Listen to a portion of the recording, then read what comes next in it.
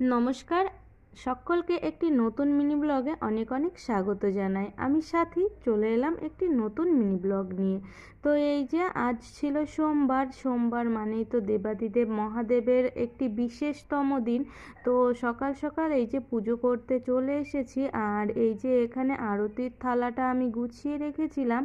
আর তারপরে এই যে তেনাকে আর কি ঘি আর মধু দিয়ে আগেই অভিষেকটা করে নেব, বা স্নান যেটাই বলো না কেন। তো তাকে নিবেদন করার জন্য তো অনেক অনেক কিছু প্রয়োজন হয়, তবে সব কিছু হাতের কাছে সব সময়তে না পেলেও যেটা সব সময়তে থাকে ঘি আর মধু, এই দুটো জিনিস আমি দেওয়ার চেষ্টা করি। তবে টক দইটাও থাকে, আর যেগুলোকে কখনোই দিতে পারি না, যেমন কেশর, আরও অনেক কিছু, এগুলো সবসময় হাতের কাছে থাকে না বলে আমি এড়িয়েই চলি। তো তারপরে এই যে একটা বেলপাতা আর একটা দূর্বা দিয়ে দিলাম। তারপরে শুদ্ধ গঙ্গা জল আর কি, সেটা দিয়েই এই যে এখন তাকে আর কি আমি স্নান করাচ্ছি।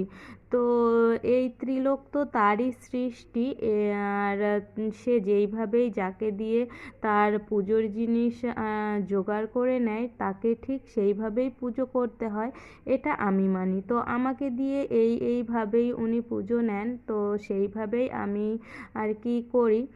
তো প্রথমেই ঘি মধু মাখিয়ে নিয়েছিলাম, তারপরে এই যে এখানে এখন গঙ্গা জল ঢেলে আমি তার স্নানটা আর কি সারলাম। তারপরে এই যে চন্দন বেটে রেখেছিলাম, সেটার আর কি তিলক পরিয়ে দিলাম। তো যেহেতু ধুতরা ফুলটা এখন পাওয়া যাচ্ছে না সব সময়তে, সেই জন্য আর কি দিতে পারছি না, আর আমাদের বাড়িতে গাছও নেই, সেই কারণে আরও দেওয়া হয় না। তারপরে এই যে একটু আর কি আতপ চাল দিয়ে দিলাম। তো এগুলো দিয়েই আমি পুজো আর কি করি। তো আজকে সোমবার ছিল, সকাল সকাল আরও পুজোটা দিয়ে দিয়েছিলাম। আরও শীতের বেলা ছিল, হালকা শীতের আমেজ চলেও এসেছে। তো এই যে আমার পুজো করা আর কি হয়ে গেছে, তারপরে তাদেরকে জল মিষ্টি দিয়ে দিয়েছি।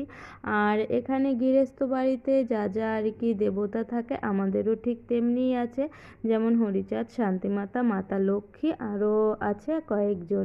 তো যাই হোক, তারপরে আর কোনো ভিডিও করা হয়নি। এটা হলো রাতে, একদম খাওয়া দাওয়া আমাদের হয়ে গেছে, তখন দাদা আর কি বাজারের থেকে এগরোল নিয়ে এসেছে। তো দেখুন, ওকেও দিয়েছে, আর এটা ছিল আমারটা আবার একটু ও খেয়ে নিল।